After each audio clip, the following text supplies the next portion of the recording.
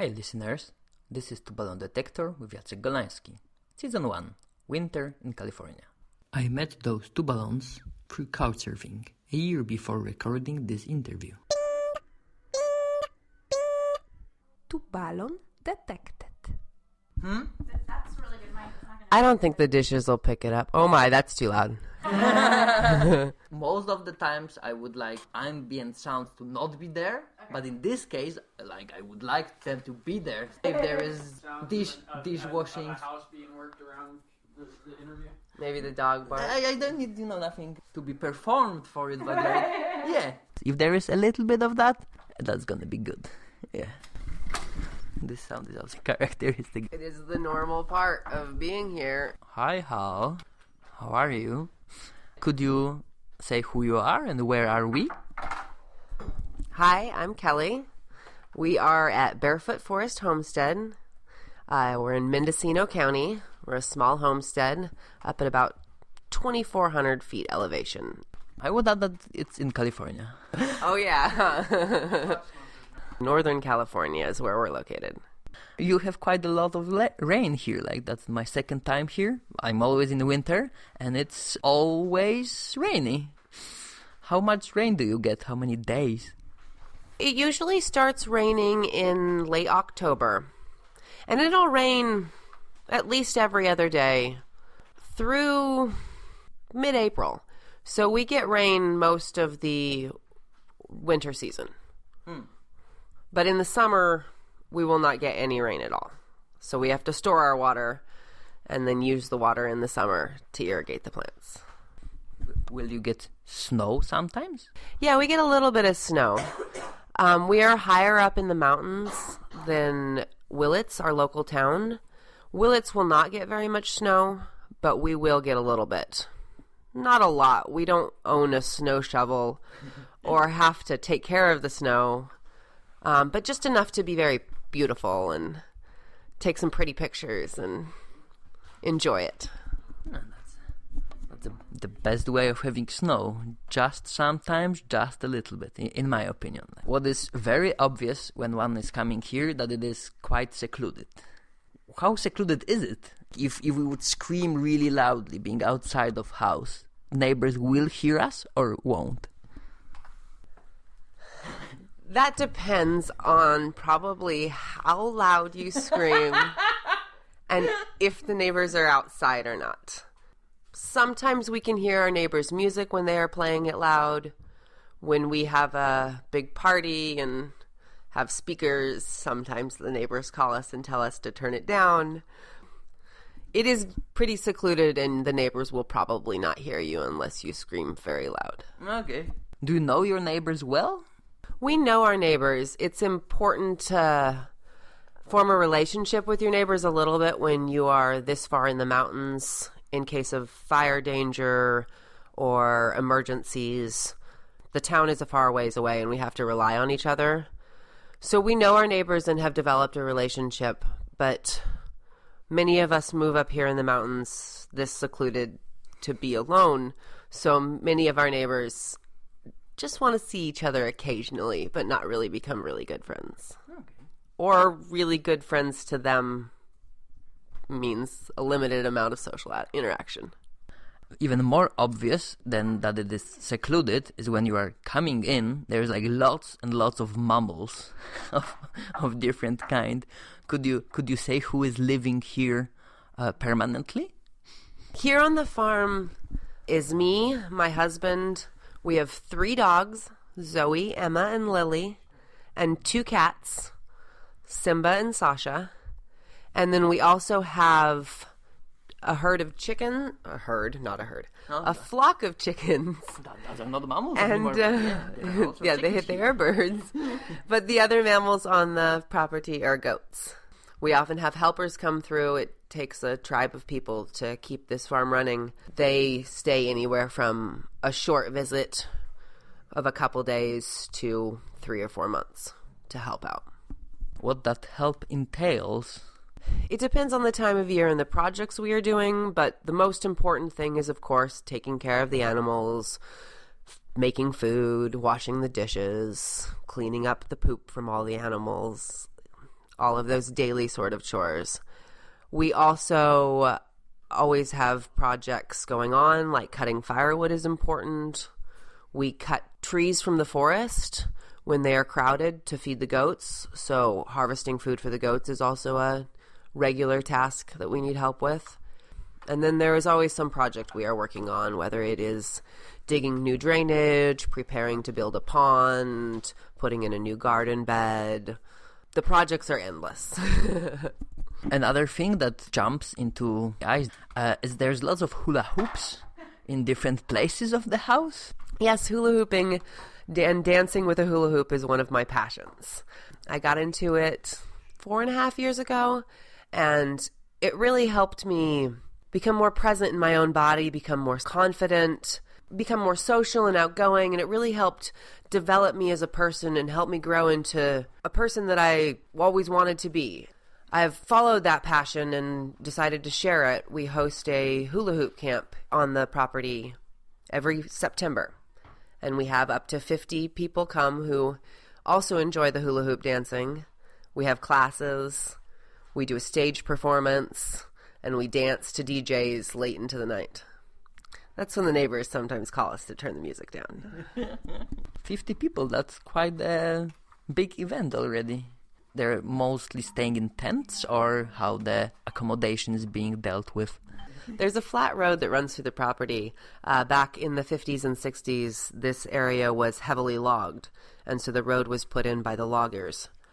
So we are able to easily put up tents for all of those people. Well, they bring their own tents.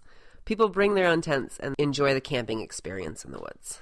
But helpers who are coming for longer, they have some different arrangements for their stay. Down at the back of the property, there's an old cabin that was the first building put up on the property.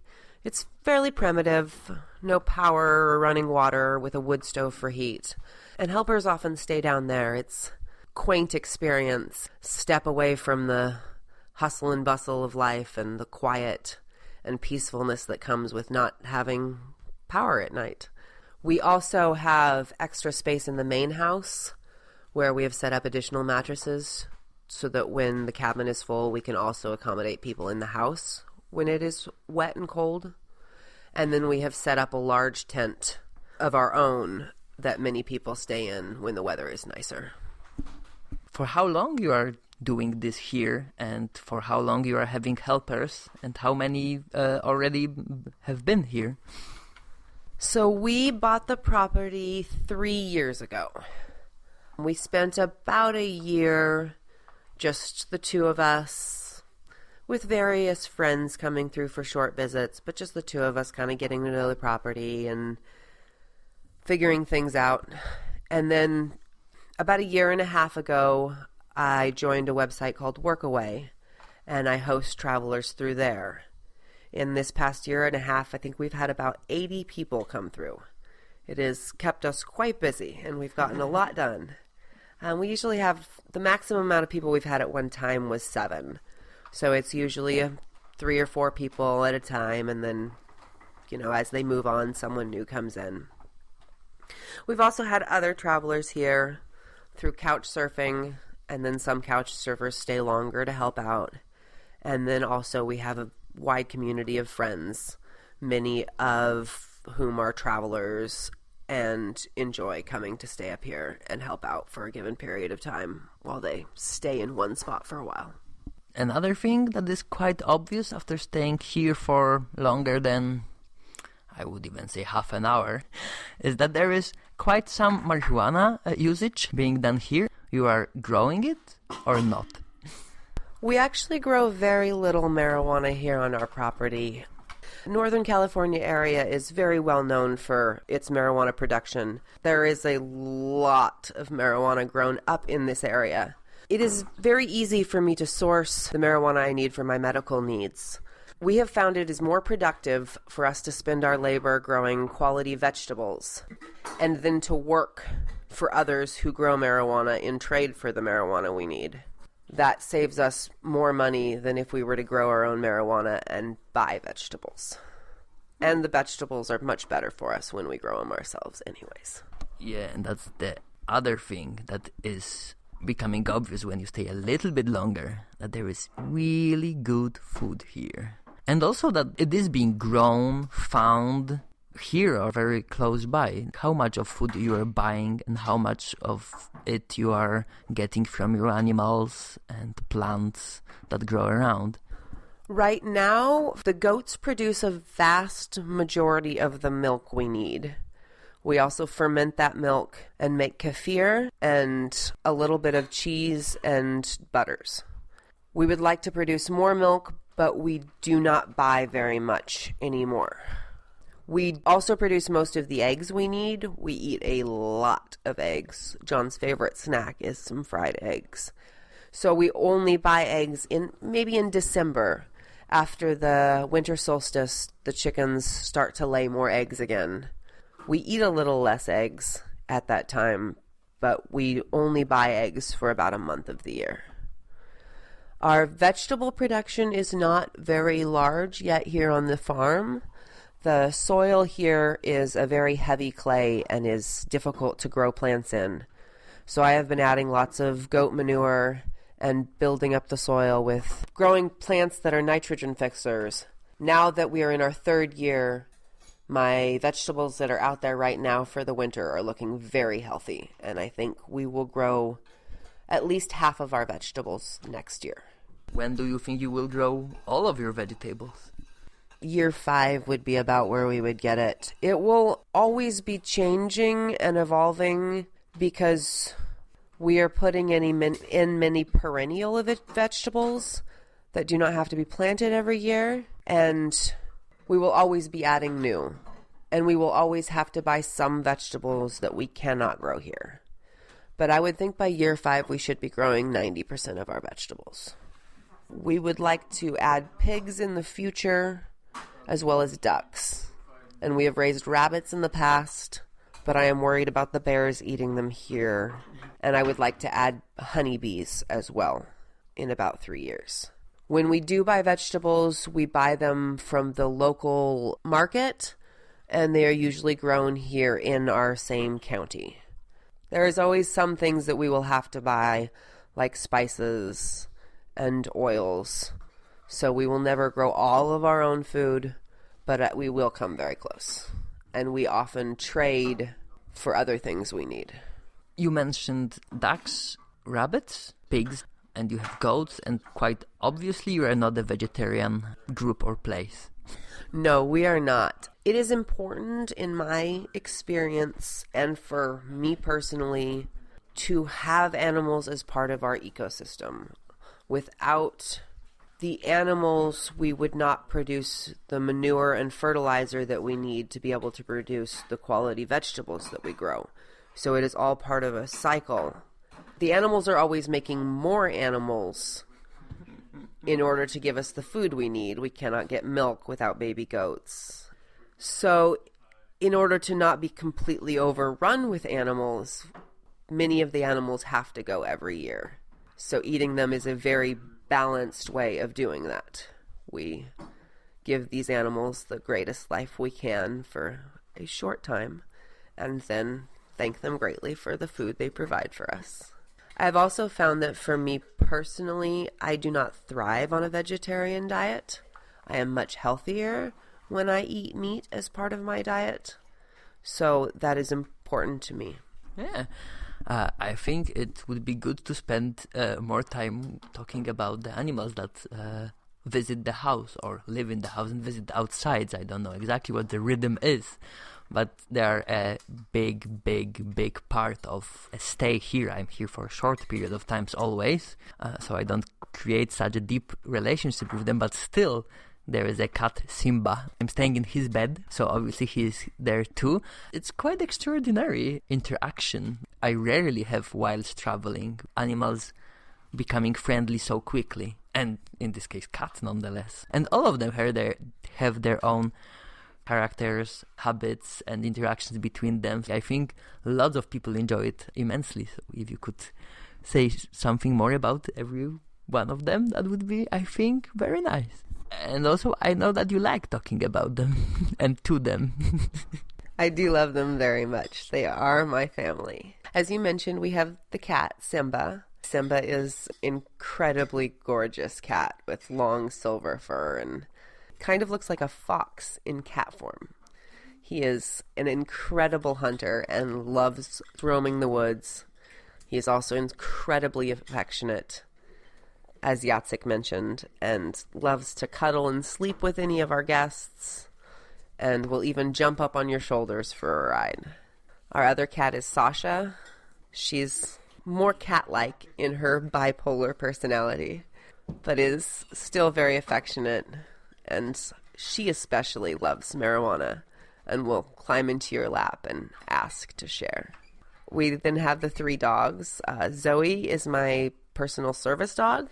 She is trained to help me in various ways with my medical condition. She also is trained to herd the goats and herd the chickens.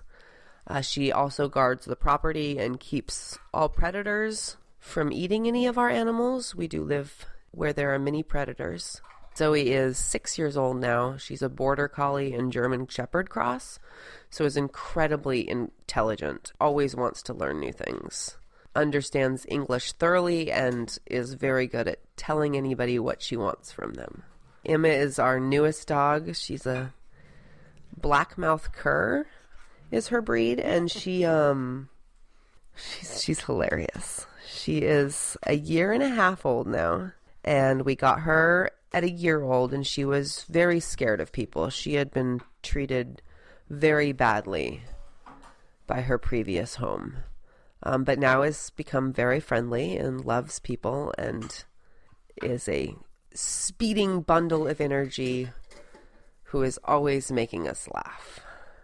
Our other dog is Lily. Lily is a Great Dane German Shepherd mix, and she is a very, very large dog. She is very old, so she spends most of her days curled up in front of the fire, but is always happy to go for a walk with us.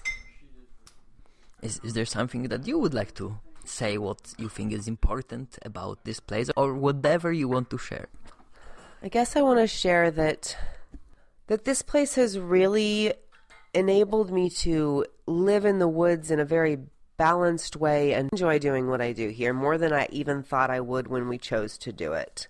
It feels so right to live with the rhythms of nature, to wake with the sun, to curl up by the fire when the sun sets, to relax and hibernate in the winter, and to work from sunrise to sunset in the summer. I thoroughly enjoy gathering our food from the right outside the backyard and wandering the woods. John gathers wild mushrooms from the woods all winter long. He is good at identifying a large number of species, and we enjoy them. I love being able to walk with the dogs. John, would you like to add something? Okay. When you got the idea of doing that, and how long it took from being an idea to being a farm or homestead? Also, you could explain what exactly homestead means, as my English is not strong enough for that, and I think some of our listeners will be even more confused. I use the term homestead rather than farm, because farm is often used when you produce some sort of large crop to sell, and we do not do that. Our focus is a wide diversity of different crops so that we don't have to eat all the same thing.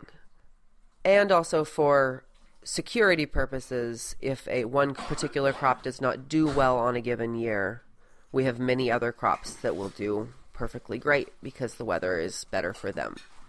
A homestead is a term that is more used for a self-sustaining type environment, where our goal is to produce a diversity of products so that we produce most of what we need. And of the things we produce a little extra so that we can trade that extra for other things that we do not produce ourselves, rather than the goal of earning money to buy things we don't grow. Back in 2008, my health condition got very bad, and I wasn't able to work, and in fact got pretty sick, close to bedridden for quite some time. The medical help that I received here in America was not very good. The The doctors have a difficulty in treating diseases like mine where they cannot run a test and see a result that identifies something that is wrong. Because I look young and healthy, it is hard to identify with me saying that I am in a lot of pain and struggling. Being disregarded by the doctors caused me to search on my own to figure out what to do to be healthy enough to enjoy life. And soon found that eating the healthiest food possible, food that is grown fresh and eaten right where it's grown, made me thrive the most. It became very important to me that we raise our own food. We started by just making large gardens in city backyards and raising ducks and rabbits to the amusement of many of our friends. Ducks are funny. They're very funny. Rabbits are cute. And it is weird to raise ducks and rabbits in backyards in America. So that was funny for my friends too. The goal soon was to buy a property and do all of this in the country rather than in the large city of Modesto where we were living at the time.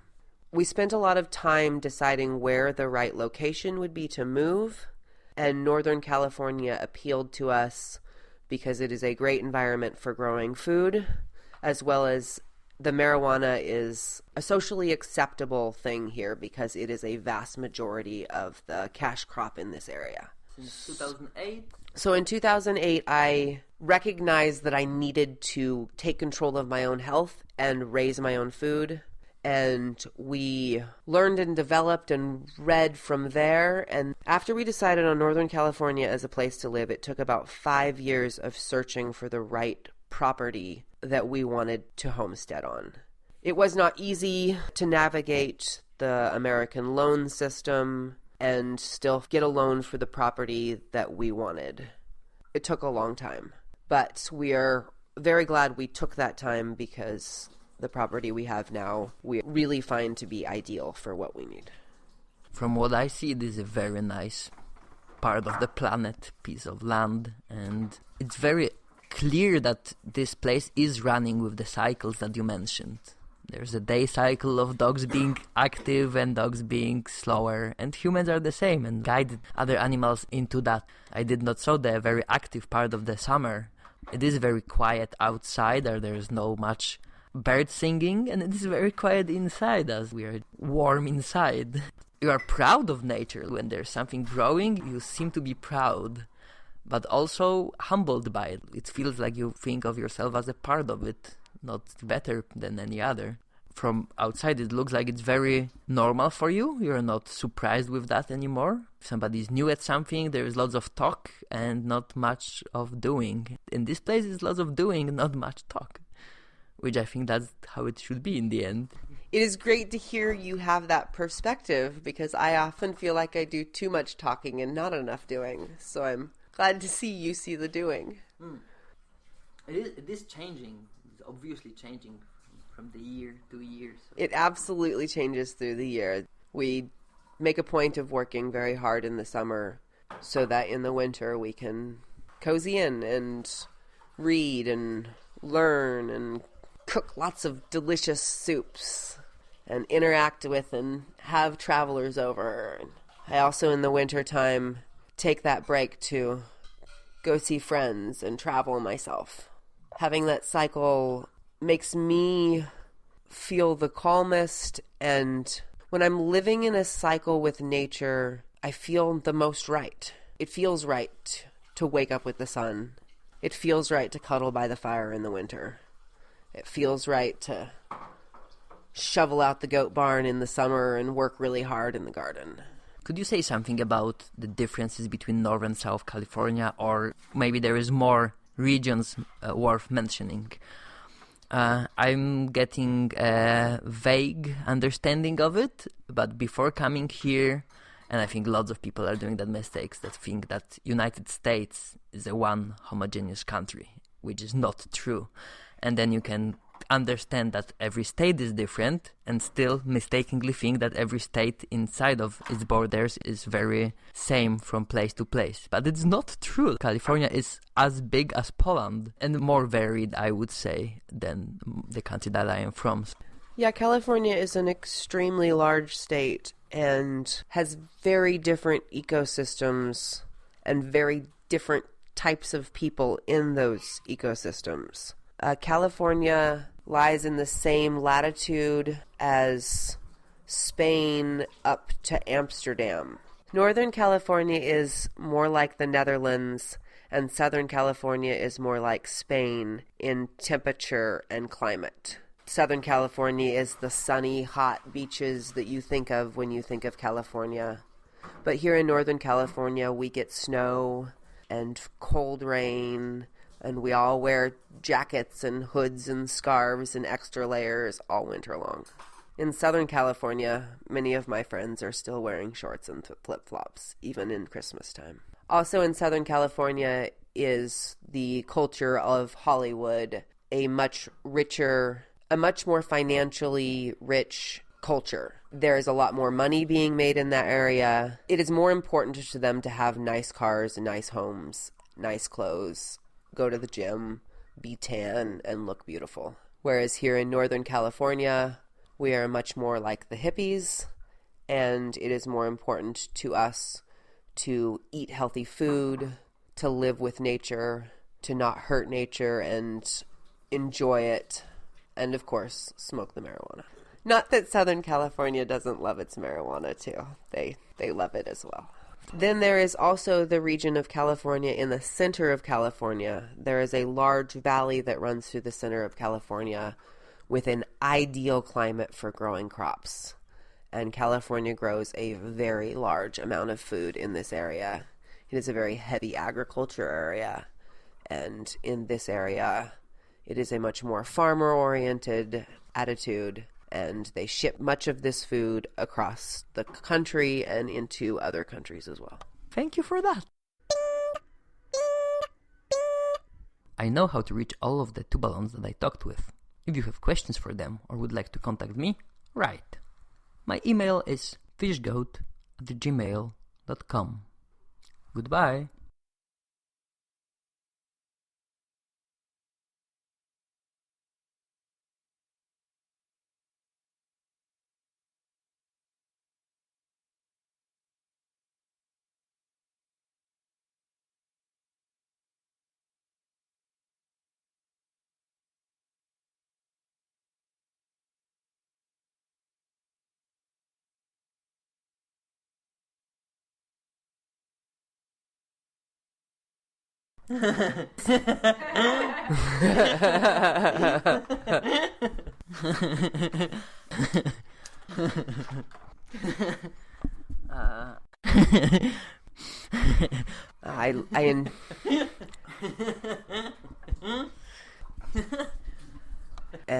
I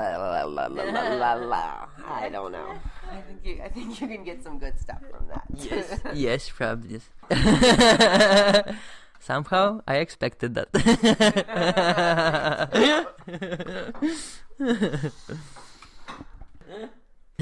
But it doesn't help to record a good podcast. But yeah, it works. Like, I don't know if you have something to add or comment on my comment. Oh.